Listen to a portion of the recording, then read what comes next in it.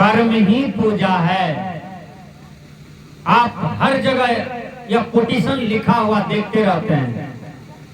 अनुसरण भी तो करना चाहिए कि जब कर्म ही पूजा है तो माँ बाप के चरणों का सेवा करें, दादा दादी के चरणों का सेवा करें, वृद्धा जन के चरणों का सेवा करें, संत जन के चरणों का सेवा करें, बड़े बुजुर्गों का सेवा करें और छोटों से प्यार मोहब्बत करें। यही कर्म तो पूजा है। इसी कर्म को करके आप पूजनीय हो जाते हैं। आप जो पूजा करने जाते हैं मंदिर में, ध्यान दीजिए, मंदिर ईंटा गिट्टी सीमेंट से बना हुआ है, उसमें मूर्ति है भगवान का, देवी देवता का, लेकिन आप 1 घंटा पूजा करते हैं, अक्षत चढ़ाए हैं, मिश्री चढ़ाए हैं, मिठाई चढ़ाए हैं, अगरबत्ती जलाए हैं, बैठ करके भगवान भगवान कर रहे हैं। बोलिए, कोई भी भगवान आज तक आपके माथा पर हाथ दिया कि बेटा सुखे छ कि नीके छ? नहीं, विचार कीजिएगा, नहीं दिया है।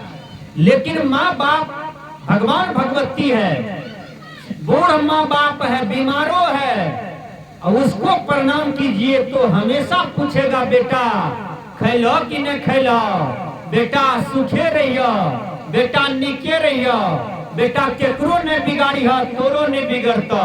असली भगवान है आपके माता, आपके पिता। भगवान राम किसका पूजा किया था? माँ बाप का पूजा किया था। ऐ राम को मानने वालों भटकिए नहीं, ऐ कृष्ण को मानने वालों झूठे भैया भवानी में मत भटकिए।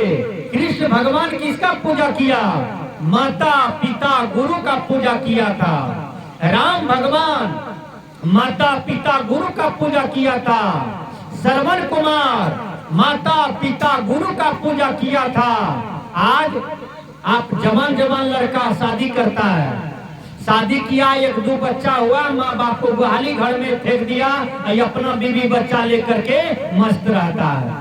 माँ बाप रो रहा है, माँ बाप दुखी है, माँ बाप को तेल नहीं जुट रहा है सब्जी में, माँ बाप को नमक नहीं जुट रहा है। बेटा पुतो मस्ती मार रहा है गिद्धवास के सिनेमा हॉल में, अररिया सिनेमा हॉल में।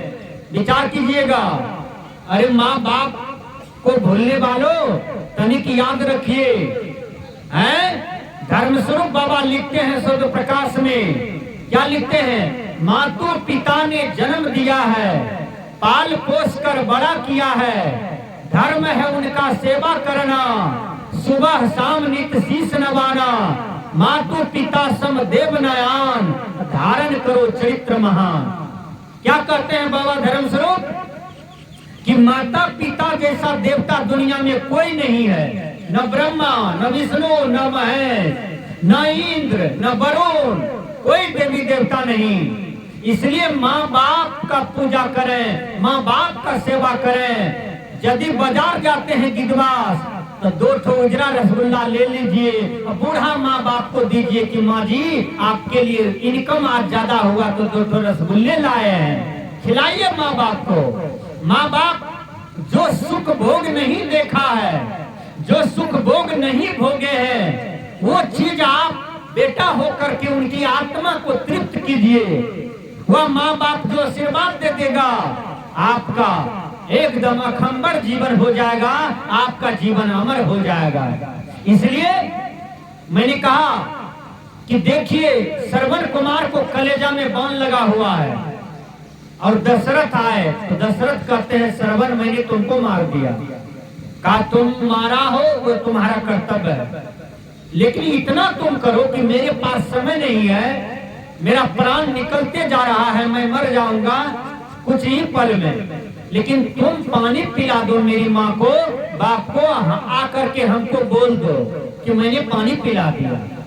उसके बाद प्राण निकल जाएगा तो हम समझेंगे कि माँ बाप का सेवा करके हम मरे हैं। देखिए श्रवण कुमार को कलेजा में बाण लगा हुआ है, अब ख्याल करते हैं माँ बाप का, वैसा बेटा होना चाहिए।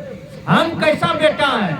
आज समाज में एक और भ्रम है, किसी को 3 बेटा है तो बड़का मझला क्या कहेगा? माँ बाप तो छोटका के लिए बनता है?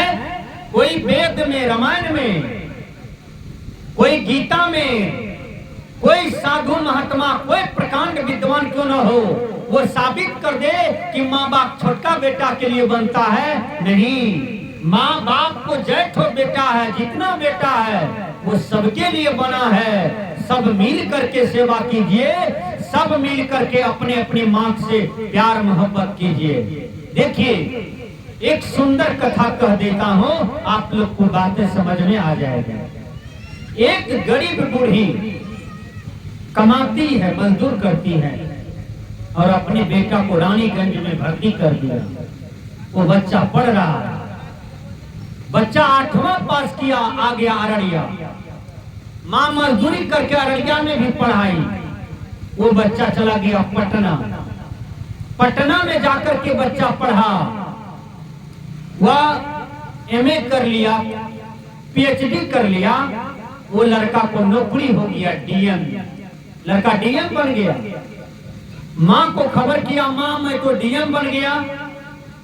माँ टूटी झोपड़ी में थी, माँ नाच करने लगी कि आज मेरा बेटा डीएम बन गया। पेपर में निकल गया कि एक बूढ़ी माँ का बेटा डीएम बन गया। चारों तरफ गांव में तो लोग फूल बारिश करने लगे कि फल्लमा बूढ़ी का बेटा डीएम बन गया। पूरा गिदवास खुशी से झूम गए। पूरा गिदवास के लोग फूल माला ले जाने लगे कि आज गिदवास में एक लड़का डीएम बन गया, और गरीब घर में रहने वाला लड़का डीएम बन गया। देखिए, जैसी करनी वैसी भरनी। कर्म के अनुसार फल मिलता है, और मेहनत का फल मीठा होता है। प्रत्येक आदमी को मेहनत पर विश्वास करना चाहिए, और कोई चीज पर नहीं। इंग्लिश के विद्वान कहते हैं, क्या कहते हैं? Mankind surely we have inherited human and family and have you met yours? कहते हैं कि पुरुषार्थ पर भरोसा करो, मानवता पर भरोसा करो, सेवा पर भरोसा करो, परमार्थ पर भरोसा करो, भाग्यवाद पर भरोसा मत करो, पंडितवाद पर भरोसा मत करो, ये हाथ का रेखा पर विश्वास मत करो। यदि तुम परमार्थी हो, पुरुषार्थी हो, तो तुम्हें वो ऊपर उठा करके छोड़ेगा। ध्यान दीजिएगा सज्जनों, आज यहाँ आने की जरूरत है। वो लड़का डीएम बन गया, और समूचा गांव के लोग माला फूल से बारिश किया। लड़का चला गया, 5-6 दिन रहा, चला गया ड्यूटी पर। ड्यूटी पर गया, पटना में था, और वहां पटना में एक बहुत खूबसूरत सुंदरी से शादी कर लिया, और सुंदरी करके बढ़िया फ्लैट मिल गया। उसी में विहार करने लगे। रुपया की कमी नहीं, प्रतिष्ठा की कमी नहीं, कुर्सी की कमी नहीं, मान सम्मान की कमी नहीं, लेकिन कमी क्या हो गया? तो जो माँ मैले कुचैली साड़ी पहन करके मजदूरी कर करके टूटी झोपड़ी में रह करके बेटा को पढ़ा लिखा करके डीएम बन गया, शादी के बाद वह माँ को भूल गया। शादी किया लेकिन अपनी माँ को नहीं बुलाया। देख ले, माँ को जानकारी भी नहीं दिया डीएम। और 1 साल भर में एक बेटा हो गया, यानी बूढ़ी को पोता हो गया। जब बूढ़ी को पोता हो गया तो जहां डीएम का जन्म स्थान था वहां बड़े बड़े लोग थे, धनवान क्लास के थे। डीएम उनको फोन करके बताया, और इस गांव से 10-20 आदमी गए, धनवान सब आदमी गए, तो भोज खा के आए। तो बूढ़ी को बोले कि तुमको पोता हुआ है, हम भोज खा के पटना से आए हैं, तुमने गई। बूढ़ी को आत्मा पर चोट लगा, क्योंकि बूढ़ी को जानकारी भी नहीं दिया था। बूढ़ी मजदूरी करते हुए कुछ पैसा का अर्जन किया कि यदि बेटा शादी कर लिया, बेटा भी हो गया, तो उस बेटा से मिलना चाहिए। बेटा ने भूल गया, हम नहीं भूलेंगे। बूढ़ी उधार पैसा लेकर के भी, मजदूरी का पैसा लेकर के भी बूढ़ी ट्रेन पकड़ करके पटना चला गया, और उसको एड्रेस जो मिला था उस एड्रेस पर बेटा का फ्लाइट के पास जाता है। बेटा 2 मंजिला पर खड़ा था और माँ का नजर पड़ गया कि बेटा 2 मंजिला पर है, गार्ड था गेट पर। बूढ़ी कहती है मेरा बेटा का घर है, गार्ड साहब हमको जाने दीजिए। डीएम ऊपर से कॉल करता है, कोई भिखमंगनी आया है गेट पर? कहा हाँ हजूर आया है, लेकिन आपको बता रहा है कि ये बेटा है मेरा। कहा नहीं नहीं, पगली है, भिखमंगनी है, उसको धक्के मार करके भगा दो। और वह गार्ड किया धक्का मारते मारते मारते उसको भगा दिया। बूढ़ी जान गई कि सब बेटा का करतूत है और बूढ़ी वहां से चल दी। जाते जाते 1 किलोमीटर गई, आम का बगीचा में बैठ गई और रोने लगी। 1 घंटा रोई बैठ करके कि जा रे बेटा, मैंने तुमको पढ़ा लिखा करके मजदूरी कर करके डीएम बनाया, आज तू अपना फ्लाइट से भिखमंगनी का दर्जा दे करके तो हमको धक्का मार करके भगा दिया। ठीक है बेटा। बूढ़ी साड़ी को चीर करके गला में लपेट लिया और आम के थैली में झूल गया, आत्महत्या कर लिया। चारों तरफ से लोग टूटे, मीडिया वाले आ गए, पता करते करते मीडिया उखाड़ लिया बात को कि ये डीएम की मां है। और मीडिया का मैच चला गया डीएम के पास। कहा ये बूढ़ी कौन है? कहा बोलने से इनकार है।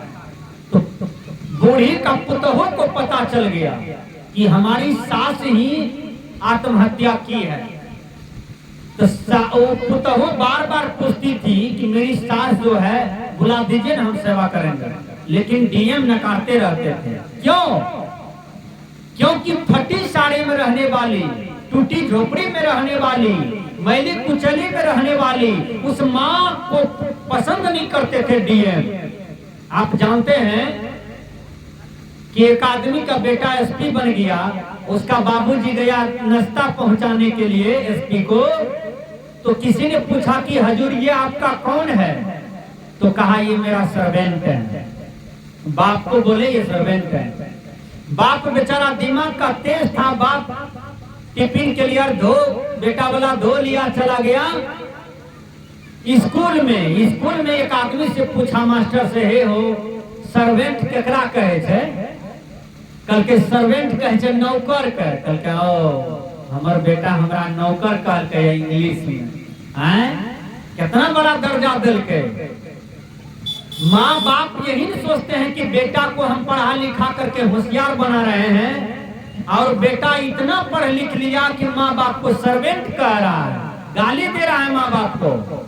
इससे बढ़िया मूर्खे बेटा न है कि भैंस चरा करके, गाय माल चरा करके, खेती करके अपना माँ बाप का काया पोसता है। हम पढ़ लिख करके माँ बाप को लात मार करके भगा रहे हैं, तो कैसा विद्या को अध्ययन किए हैं? विचार कीजिए। मीडिया माइक दे दिया डीएम को, कहा बोलिए ये बूढ़ी कौन है जो आत्महत्या किया है? डीएम ने कहा कि मैं नहीं पहचानता। देखिए वो कितना अभागा है, मारने के बाद भी माँ को स्वीकार नहीं कर रहा है। लेकिन उसकी बीवी को पता चल गया कि सचमुच में हमारी सास है, तो वो क्या किया, उस लाश को ले गया अपना नहरा, उसकी पुतोह नहरा में दफनाया और जो भी क्रियाक्रम हुआ कर दिया और चिट्ठी लिख दिया अपने पति को, मैं आपके डीएम को नौकरी को लात मारती हूँ और आप मेरे पति नहीं है, पति धर्म पर मैं लात मारती हूँ, आप जैसा पति हमको नहीं चाहिए। यदि आप डीएम होकर के आप अपनी माँ का नहीं हुए तो आप मेरा कितने घड़ी हो सकते हैं, इसलिए मैं आपका त्याग करती हूँ। वो छोड़ दिया, पत्नी छोड़ दिया, वो अपना बेटा लेकर रह गई। अब पत्नी के वियोग में डीएम क्या हुआ, टेंसलाइट हो गया, टेंसलाइट हो गया, माँ का श्राप लग गया, धीरे धीरे वो पागल हो गया। पागल होकर के अब रोड किनारा, नदी, नहर, पोखर जहां तहां भटक रहा है, पागल हो गया और भटकते भटकते भटकते एक दिन मर गया। याद रखिएगा, माँ बाप का श्राप दुनिया की कोई देवी देवता भगवान नहीं टाल सकता है, इसलिए माँ बाप से आशीर्वाद लीजिए, श्राप मत लीजिए। मैंने कहा कि दुनिया में हमारे शास्त्र बतलाते हैं मातृ देवो भव, पितृ देवो भव, आचार्य देवो भव। माता देव होते हैं, देवी होती है, पिता देव होते हैं और गुरु देव होते हैं। गुरु रास्ता बतलाते हैं। माँ 9 महीना पेट में रख करके जन्म देती है और पिता आपके काया को पोसते हैं। आपको पोसने के लिए ईटा भट्टी में काम करते हैं, किसी का घर गृहस्थी में काम करते हैं, किसी का मजदूरी करते हैं, किसी का पटवा कमाते हैं, तब आपके काया को पोसे हैं। ऐसे माता पिता से आशीर्वाद लीजिए, ऐसे माता पिता से सेवा कीजिए, ऐसे माता पिता से प्यार कीजिए, ऐसे माता पिता से मोहब्बत कीजिए, तब आपका जीवन सार्थक होगा। मैंने कहा